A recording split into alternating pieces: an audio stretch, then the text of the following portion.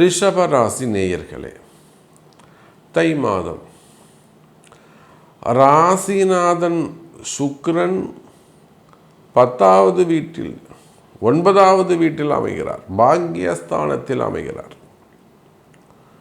பாக்யாதிபதியாக, அதாவது ரிஷப ராசியானாலும் ரிஷப லக்னமானாலும் 9, 10ங்கிற பாவம் மிக முக்கியம். பாக்யாதிபதி சனி பகவான் லாபஸ்தானத்தில் இருந்து சனி பகவான் 3வது பார்வையாக ரிஷபத்தை பார்த்து குருவுடைய தொடர்பு.